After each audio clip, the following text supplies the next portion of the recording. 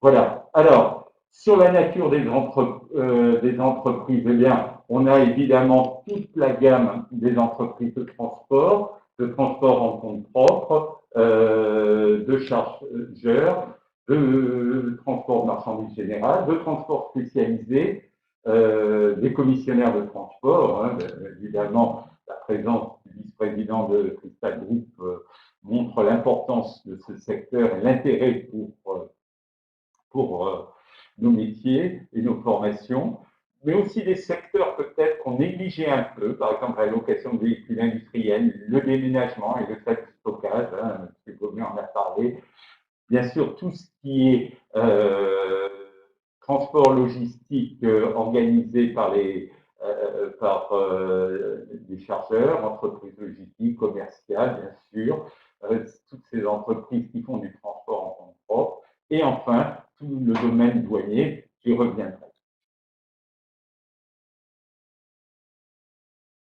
Alors, on a aussi insisté dans ce référentiel sur les aptitudes et comportements requis. Là aussi, dans le discours des entreprises, c'est venu de façon régulière. Bien évidemment, ils souhaitent avoir des jeunes avec des compétences techniques, euh, des, des savoir-faire, mais aussi des comportements adaptés au métier du transport, qui est un métier de service dans lequel il faut s'adapter à un environnement qui est quelquefois complexe, un environnement dans lequel on s'exprime en français, mais aussi en langue étrangère, donc principalement l'anglais, aussi des jeunes qui soient conscients des exigences en matière de santé et de sécurité au travail, des exigences de développement durable, et puis, je l'ai dit tout à l'heure, qu'ils soient source d'initiative et d'innovation au sein de l'entreprise. Donc, un souci aussi dans l'écriture de référentiels, mais vous, et j'en suis convaincu, dans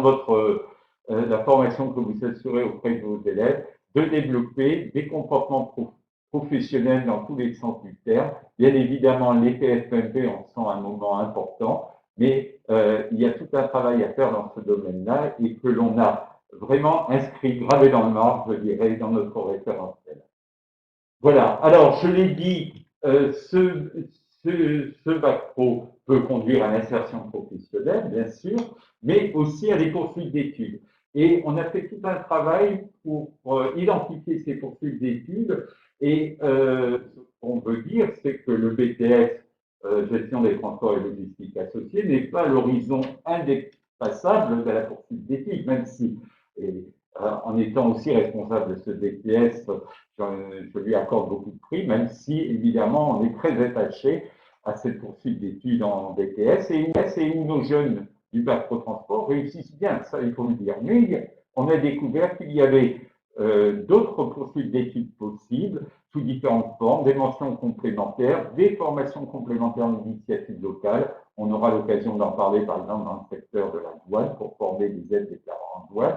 Donc là, vraiment, il y a des poursuites de professionnalisation, hein, puisque c'est le terme qu'on veut employer, tout à fait diversifié, que l'élève peut identifier éventuellement au long de sa formation, mais particulièrement en classe de terminale, dans le cadre de PFNP. Et alors, M. Gaumet l'a rappelé, comme le bac pro donne l'équivalence de l'attestation professionnelle de livraison véhicule léger, pourquoi pas un projet de création d'entreprise, même si on sait qu'on a des jeunes qui n'ont pas souvent la maturité nécessaire pour un projet de création d'entreprise, mais n'oublions pas que notre bac professionnel peut être délivré dans le cadre de la formation continue, dans le cadre de la PAE, et c'est une dimension qui peut être importante, notamment dans tout ce qui est livraison, ce qu'on appelle le dernier kilomètre, livraison. Voilà. Donc, voilà listé tous les secteurs d'approfondissement possibles, du secteur de la douane, le secteur du déménagement, le transport de personnel, etc. Et, je l'ai dit, l'entrepreneuriat aussi. Voilà, alors, une autre contrainte que nous avions, c'est évidemment l'écriture de notre bac professionnel en bloc de compétences. Vous le savez maintenant, c'est la contrainte de l'ensemble de nos diplômes, c'est-à-dire qu'un pôle d'activité identifié dans le référentiel d'activité professionnelle correspond à un bloc de compétences et une épreuve.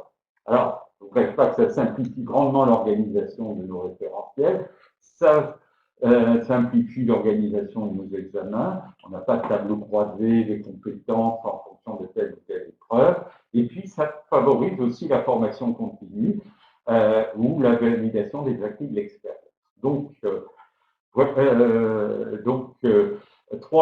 avons défini là 3 pôles d'activité dans le niveau du RAP à l'issue de nos échanges avec les professionnels qui vont correspondre. Alors, on fait l'économie de la lecture du RAP, mais je rappelle l'importance du RAP, du référentiel des activités professionnelles, c'est la base de notre travail. Ça a été élaboré avec les professionnels et c'est l'ensemble des activités que le titulaire du bac pro doit conduire une fois qu'il est en entreprise. Donc, ce RAP est la base, le fondement de l'organisation de notre référentiel. Et de ce RAP découle donc, se trouvent là 3 blocs de compétences. Un bloc 1 qui est très logiquement en amont la préparation des opérations de transport. Ensuite, un bloc 2 qui est la mise en œuvre et le suivi des opérations de transport. Donc, comme ce sont des blocs de compétences, nous utilisons des verbes à l'infinitif.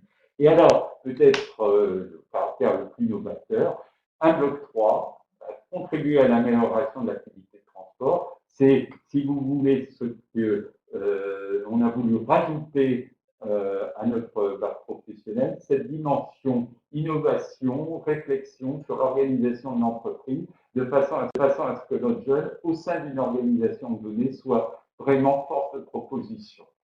Donc, je regarde un peu le temps qui nous est imparti, très rapidement sur ces blocs. Et je vais passer vite dans la mesure où ça va être détaillé. Vous avez donc le bloc 1, préparer les opérations de transport, donc tout ce qui est en amont de la prestation proprement dite. Ensuite, le bloc 2, mettre en œuvre et suivre cette opération de transport. Donc, c'est le caractère le plus opérationnel, évidemment.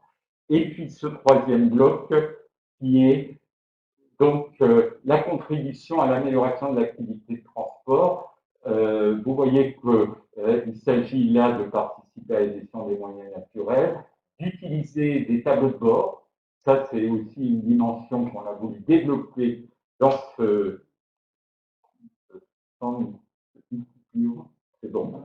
C'est le domaine qu'on a voulu développer, hein, la capacité du titulaire du diplôme à participer, à actualiser les tableaux de bord, c'est-à-dire mesurer la performance de l'entreprise et aussi, une fois que cette performance est mesurée, contribuer à l'amélioration dans les domaines que vous voyez à l'écran, celui de la démarche qualité, des certifications obligatoires, mais aussi de la responsabilité sociale des entreprises, de la prévention des risques professionnels et de la rentabilité financière.